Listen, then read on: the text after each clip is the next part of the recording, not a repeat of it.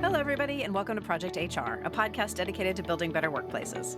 Project HR is brought to you by Projections, an IRI company. IRI helps organizations navigate workplace challenges, improve employee engagement and productivity, manage labor relations, and implement effective communication strategies to achieve their goals. For more information, you can visit Projections online at projectionsinc.com. I am Jennifer Oraquah, Director of Business Development for IRI, and your host for today's episode of Project HR. Now, today we're talking about the topic of high potential employees, also known as HiPos, and the leadership development programs that are created to build better leaders. The average firm spends 27% of its learning and development budget on HiPo programs, and 2/3 of companies divert funds from other talent investments to fund these HiPo initiatives. But the fact is, according to research conducted by CEB, 73% of HiPo programs are not effective, showing neither business outcomes nor return on investment. It can all lead you to wonder if the buzz about HiPos is just a lot of hype. But today, we are joined by Vibhas Ratanjee, who is here to help us better understand how some simple shifts can make any HiPo program more successful. Vibhas is a senior practice expert at global analytics and advice firm Gallup, specializing in executive-level engagement strategies and facilitating consulting programs within Gallup. His writing has been featured in several global publications, including the Gallup Business Journal, Forbes, and the Harvard Business Review. Vibhas, thanks so much for being on Project HR today. Thank you, Jennifer. Thanks for having me. All right, so I want to dive right in. So, how much money, which is what we're all asking about here, is the bottom line, how much money is currently being spent in the name of HiPo development? Yeah, I mean, the estimates really vary. So I've heard $3 to $4 billion a year just on leadership development. But the best estimate I've heard is that companies on the average spend something like $4,000 and 39 hours of dedicated time developing hypos. And as you mentioned in the beginning, the Gartner research that says 70% or so hypo programs yield no ROI because hypos leave. So I really think hypo investment might just be, I guess, one of the most significant loss-making ventures in modern business. There's a lot of money being spent, but not a lot of output. So, what makes for a high potential employee? I mean, are there some general hallmarks, or does it vary by company or by department? Yeah, but there are several ways companies use to determine who should be a hypo. There's things like competencies or past performance, but these tend to be very subjective. Uh, Again, another bit of research: 70% or so companies only use one indicator, which is the manager's rating, which, as you know, can be very subjective. Actually, our research at Gallup shows that 82% of the time, companies fail to choose the candidate with the right talent to be a manager. Hmm. So at Gallup, we believe that an accurate indicator of high potential is what we call talent. And talent is distinct from things like pedigree or skills or knowledge. It's innate talent for roles like leadership, for instance, or for managerial talent. Mhm. And this talent is very rare. We define talent as a natural way of thinking, feeling, and behaving that really can't be replicated. So, to answer your question more directly, it does Mhm. not really vary by company or department, but it does vary by role. Okay, that makes sense. I know we all like to think that our organizations are chock full of high potential employees, but how many employees are typically tapped for HiPo programs? What percentage of the workforce are we talking about? That's a great question. And again, it varies. I've seen numbers like 2 to 5% of the entire organization is what you'd call a high pod and some kind of a top talent pool. But I guess the point is not how many, but where. Where is Mm, this talent? mm, Where is this talent found? And many organizations have this, I call it a limited radius in which they look for talent. They over index talent in some areas, like the top 2 or 3 levels of the organization, or those in the headquarters, or mm, those who've been with the company for the longest time.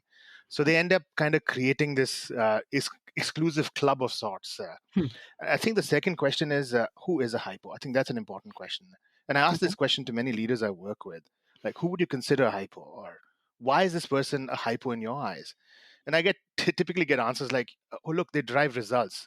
Or look at their track record. Look at the 4 quarters of exceeding sales quotas and so on. Again, don't get me wrong. Sales, performance, hitting quotas, all very important. But you could do all of that and still be a very poor leader. You might Hmm. leave a lot of dead bodies behind you in Mhm. your pursuit of your quotas. Sure. Yeah. So that's why I think you need a more objective, scientific way of figuring out who should be a hypo, which many companies don't invest in. So that's the issue. If you feel the organization is kind of chock full of hypos, like you mentioned, Mhm. but if you're defining hypos, if your definition is plain wrong, then you're in some kind of illusion that you have a strong bench and a robust pipeline when clearly you don't. I think Mm. another big question is how diverse is your pool? How many women do you have in your talent pool, or how many people from different ethnicities? And I saw some research recently that among high performing organizations, a quarter of the high potential pool are women, and about 10 to 15% are ethnically diverse. And that's hardly sufficient for even the highest performing companies. So when I work with CEOs, I really ask them to look at the diversity of their Mm-hmm. talent pool seriously. Not just Mm-hmm. because it's the right thing to do, of course, but to have a more diverse talent pool. But it also makes perfect business sense. We all know that diverse teams are high performing ones. Mm-hmm. And I guess diverse top talent pools mean high performing organizations. So let's talk a little bit, kind of want to back up the bus a little bit. Let's talk about the reason these programs exist in the first place. Why is it important that we identify these high potential employees in this way? I mean, how are we benefiting the company by tapping them? Yeah, I really think hypo employees are strategically important. It's kind of the Pareto principle, right? A small proportion of employees account for kind of a disproportionate amount of the organizational output. And again, some research, including our own, shows that just by adding a hypo to a top talent team, you can improve the team's effectiveness by about 15% or so. That's worth that's worth Yeah. its weight in gold. Mm-hmm. I'll give you a couple of other facts here, again, based on our research on talent. We've shown that when you hire for talent, I mentioned talent a little earlier. If you hire for your top 20% based on talent, you could drive 10% higher productivity, but 20% higher sales, and about 30% higher profitability. So it's strategically important, like I said. But again, the wrong hire can be costly too.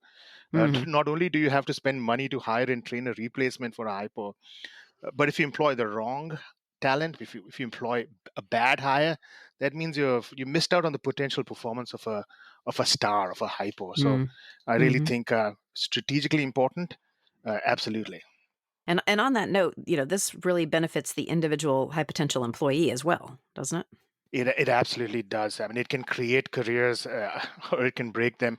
But let me add one more element here of what is important to drive high performance with high potential talents. You also need to create an environment where a hypo can thrive. And Mm. a big part of that is giving the hypo employee a good manager. If you have a bad manager leading a high employee, that can be disastrous. I mean, I call these bad managers leading high employees talent blockers. Mm. Those are managing or mismanaging high Sure. potential Yeah. employees. So it's not just about identifying high potential employees, but also investing in their development, Mhm. investing in their employee experience. At Gallup, one of our most significant discoveries is that a manager influences about 70% of engagement. Now, Mm. imagine what that means in ROI terms when you think of Mhm. the contributions that a high potential employee makes or can make. So I Mhm. think a great manager is like a force multiplier. You know, they Sure. drive the output Yeah. of others as well, not just Right. their own, but team members and direct reports and hypos. Right. Well, and it bears discussion that is also an issue at the heart of overall public confidence. I read a poll by the Center for Public Leadership at Harvard University that said that 70% of Americans believe that there's a leadership crisis that's going to lead to a national decline. Do you believe that HiPo programs can help restore faith in leadership? I think so. Literally identifying high potential leaders is not just for private entities. I think we should demand governments also to develop leaders at all levels. Mhm.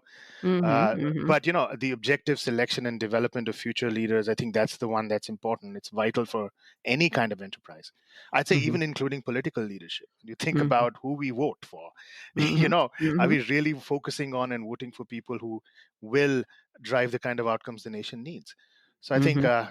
I'd say it's critical uh, to kind of restore faith in leadership is future Mhm. leaders and Yeah, for hypos. sure. For sure.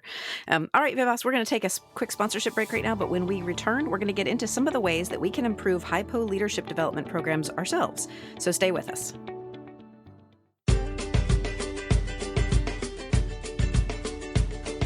Thanks for listening. Also, thanks to A Better Leader for supporting this week's episode of Project HR. A Better Leader is leadership training that brings your leaders into alignment. A Better Leader's online platform improves engagement and morale and directly affects your bottom line. Get your free 2-week trial at abetterleader.com.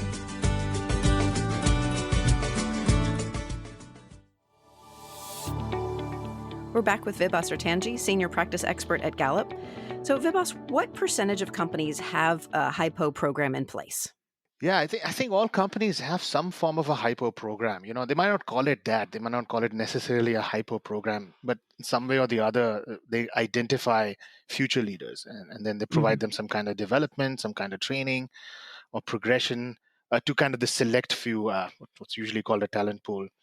But again, how they go about choosing these future leaders I mentioned before is kind of the challenge. And sometimes people who are kind of make the list, if you may, of hypo talents Hmm. are those that are subjectively nominated by their managers. Hmm. So that's the other one. Here's the other interesting thing I've found is typically I see that when I do analysis of hypo or talent pools with organizations, there are individuals who've been in the hypo pool for more than 6 to 7 years. Now that itself is an issue.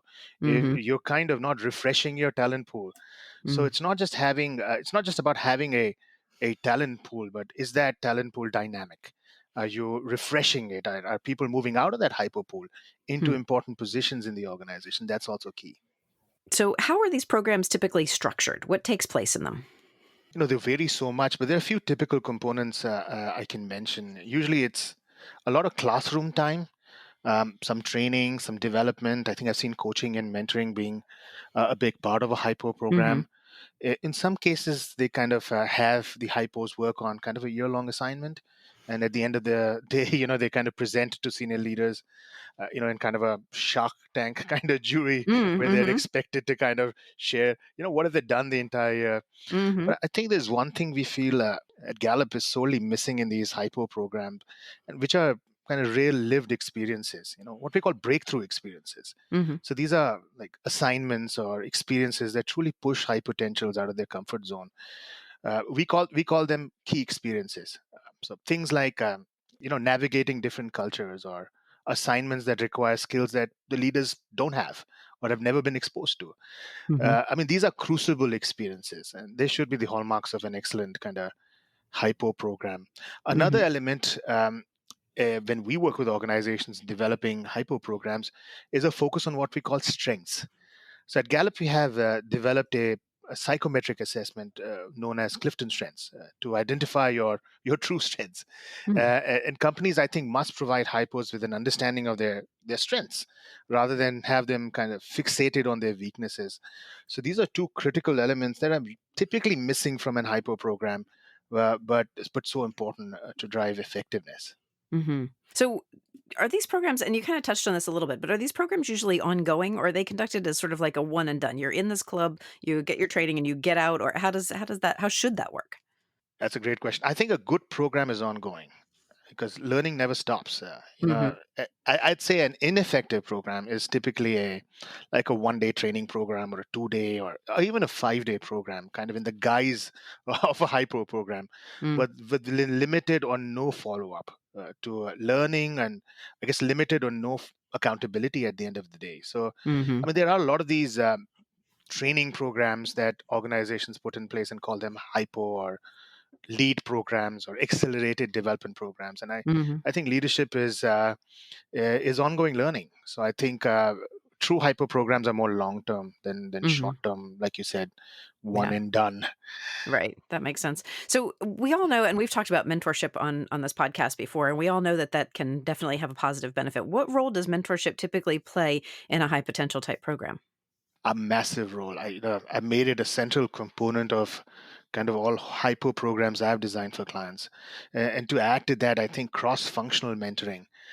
Having hypos being mentored by not within just their functions but others as well, including experts from outside of the organization. I think mentors provide such invaluable kind of advice and counseling throughout the journey of a hypo. It's a big part of a hypo program. Mhm, mhm. And you've written a number of articles for Gallup on the topics of HiPos and leadership development. In fact, one that inspired your appearance here today was titled Six Shifts to Transform Your High Potential Talent Program. So let's talk about what's wrong with the way we're currently running HiPo programs and how we might be able to shift those and to improve outcomes.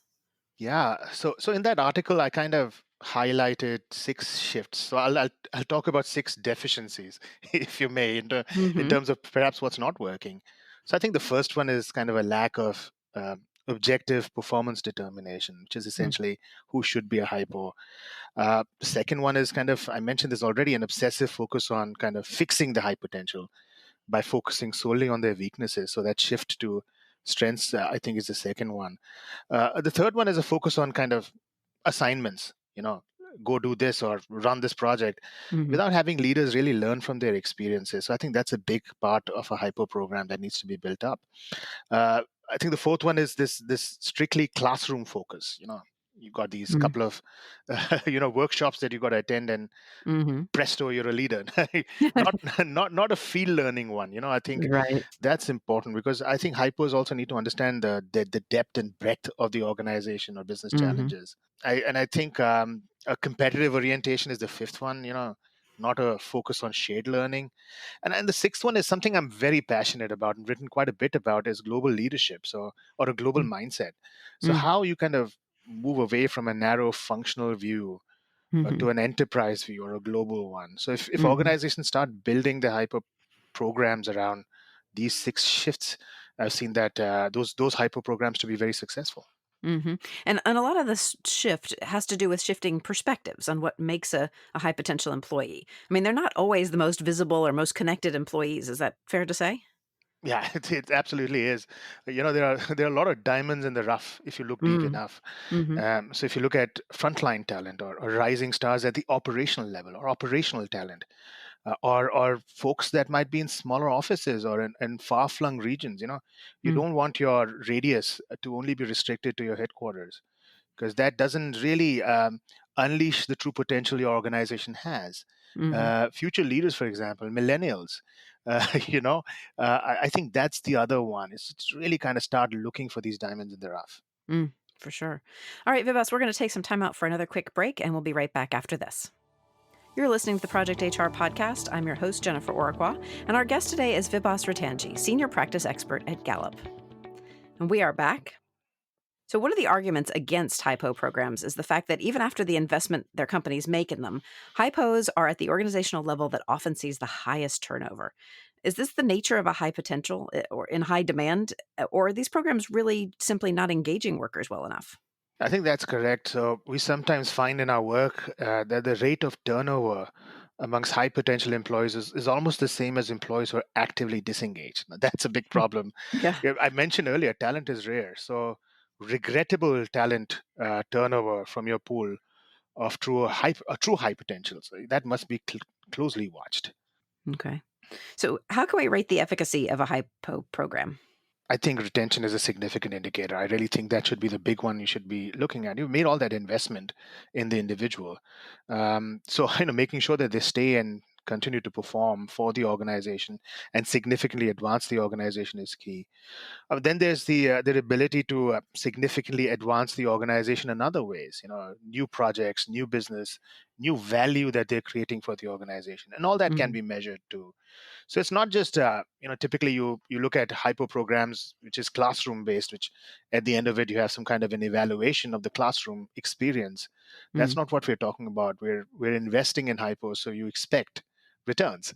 So it's a mhm, measuring mhm, an ROI program right at the outset, putting that together in terms of what are the expectations of your ROI program. And by the way, that doesn't need to be determined by HR. That needs to be determined by business.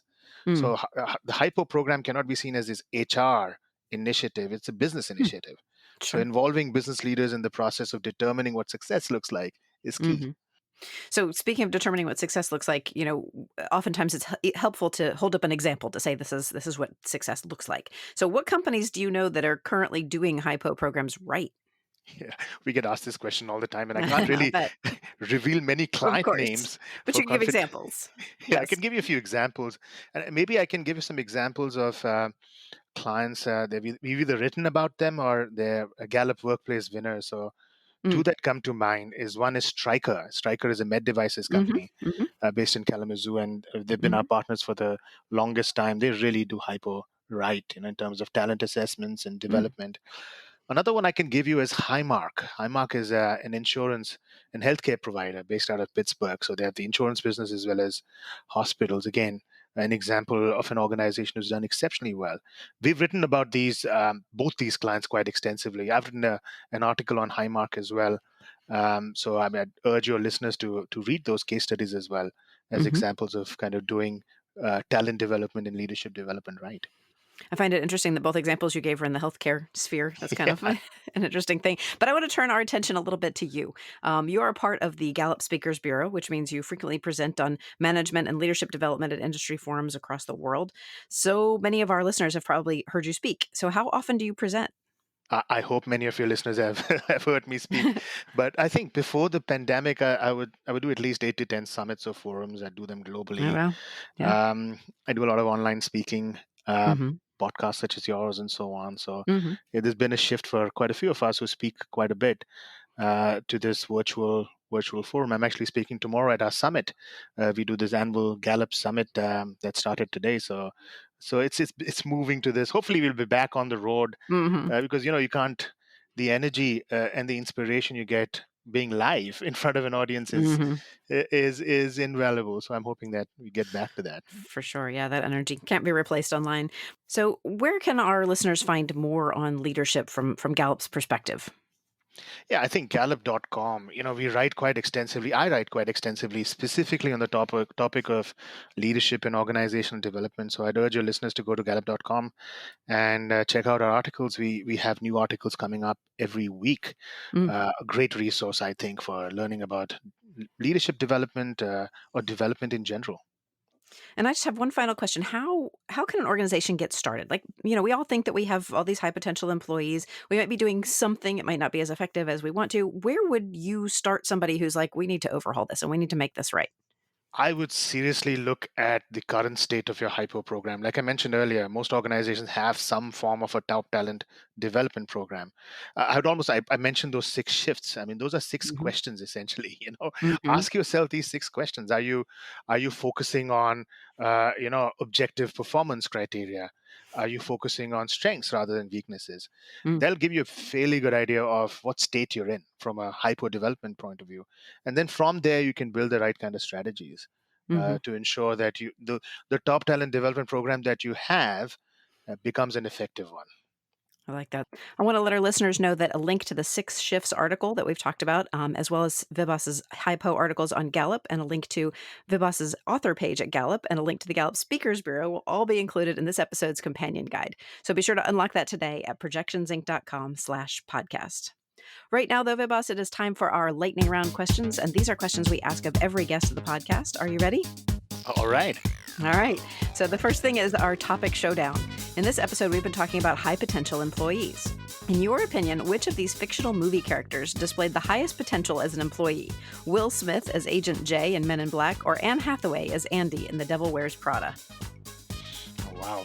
Tough choice. I would hire both of them actually. They both have their unique strengths. Will Smith's character is kind of a rebel, so you can expect breakthrough ideas. And Anne Hathaway's character, I think in the movie, had a lot of resilience and grit. So they'd make a great team. And they'll feed off each other's strengths. And I think both have potential individually, but I think the collective potential can be exponential. So my vote is for both of them. I like it, and I want to see that movie with Will Smith and Anne Hathaway. It'll be a great crossover Yeah, movie. I like it. I like it. All right, so next question is, what is the best book you've read recently? Noise by Danny Kahneman. Okay, what was that? What is that one? I don't know that one. Yeah, it's a book about cognitive biases Okay. and how to reduce noise when you make decisions. It's a book on decision making. Oh, very good. So what is your favorite thing about working with Gallup? So I've worked with Gallup for about 20 years, and I've kind of lived in 4 different countries, worked worldwide. So I'd say opportunity, and a global mindset. I think as an organization, we're a global organization, so having the opportunities to work, across the wide expanse of the world is something that I've really leveraged. Nice. So what is the best piece of advice that you've ever been given? I'd say be changeless. Or be changeless. My father had written those words down in a book we found after he passed away. So to me, it means to stay true to yourself, even as the world around you changes. And God knows we need this today more than ever. Yeah, I love that. That's a really good piece of advice. We had another guest on the podcast who talked about understanding your black sheep values, meaning those things about you that can't be changed, that are part of who you are. So final question, who or what inspires you? Oh, my wife, my kids, and the life and career of the boss, Bruce Springsteen. Okay, there we go. I take it you have some very diverse interests. I like that. Thanks so much for joining me today on this week's episode of Project HR. It was a pleasure, Jennifer. Thank you. And thanks too to our listeners. And once again, this is your reminder to grab that companion guide for this episode at projectionsinc.com/podcast. If you'd like to be on Project HR or you know someone who would, feel free to email us at projecthr@projectionsinc.com. And last, but certainly not least, make sure you never miss an episode of Project HR. We hope you'll subscribe to the podcast, drop us a line, leave us a review, or leave us a handful of stars wherever you get your content. That's it for me for now. Let's make it a great day at work.